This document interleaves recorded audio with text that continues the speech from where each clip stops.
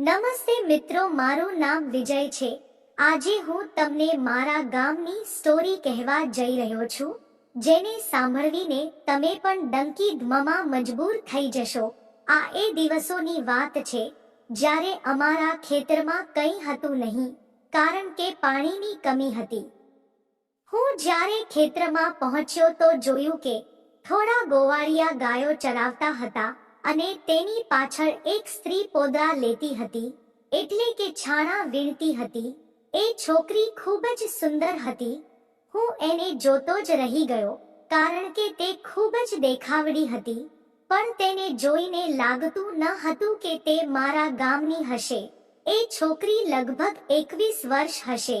મને તેમની સાથે વાત કરવાનું મન થયું, પરંતુ સાથે ઘણા બધા ગોવાળ હતા, એટલે હું તેને દૂરથી જ ઊભો જોઈ રહ્યો હતો। થોડીવાર પછી એમનું ધ્યાન પણ મારા તરફ આવ્યું। એને પણ ખબર પડી ગઈ કે હું તેમને જોઈ રહ્યો છું। પછી મેં મારી નજર હટાવી, પણ થોડીવાર પછી તે પણ મને જોવા લાગ્યા। પછી ગોવાળો તેમના ઢોર લઈને નીકળી ગયા અને આ છોકરી થાકી ગઈ હશે, તેથી એક ઝાડ નીચે બેસી ગઈ।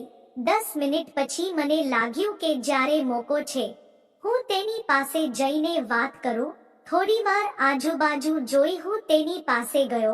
મેં જોયું કે મને જોઈને ગુસ્સે થઈ ગઈ અને બોલી કે તમે કોણ છો અને તમે અહીંયા કેમ આવ્યા છો? મેં કહ્યું કે કંઈ નહીં, આ મારું ખેતર છે, તેથી જોવા આવ્યો હતો।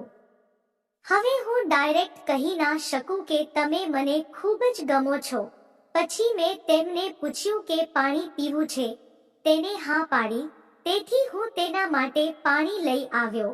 પછી મેં તેને પૂછ્યું કે તમે ક્યાંથી આવ્યા? તમને અહીંયા તો ક્યારે પહેલા જોયા નથી। તેણે કહ્યું કે હું અહીંની નથી, હું મારા માસીના ઘરે આવી છું અને તે પાણી પીવા લાગી। હું આ બધું ધ્યાનથી જોઈ રહ્યો હતો। તેને કહ્યું શું જુઓ છો? થોડીવાર પહેલા તમે આવી જ રીતે જોતા હતા। મેં હસીને કહ્યું કે તમે બહુ સુંદર છો। પછી મેં કહ્યું કે તમારા પતિ શું કરે છે? તેણે ઉદાસ અવાજે જવાબ આપ્યો, તે એક કંપનીમાં જાય છે અને બહુ દારૂ પીવે છે। મેં પૂછ્યું કે તે તમને ખૂબ જ પ્રેમ કરતા હશે? તેણે કહ્યું ના નહીં, તે મને બિલકુલ પ્રેમ નથી કરતા। મેં તને કહ્યું તમે એટલા ખૂબસૂરત છો, તો પણ તમારા પતિ કેમ પ્રેમ નથી કરતા?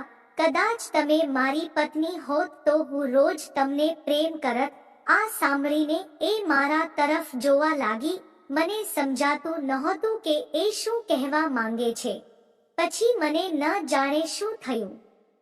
અચાનક તેમને પૂછ્યું, બાજુમાં ખેતરમાં ઝૂંપડી છે, જો તમને થાક લાગ્યો હોય તો ત્યાં જઈને આરામ કરીએ।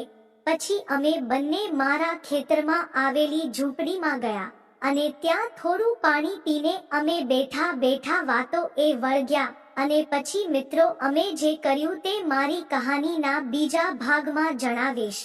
જો વિડીયો પસંદ આવ્યો હોય તો વિડીયોને લાઈક અને ચેનલને સબસ્ક્રાઇબ જરૂર કરજો।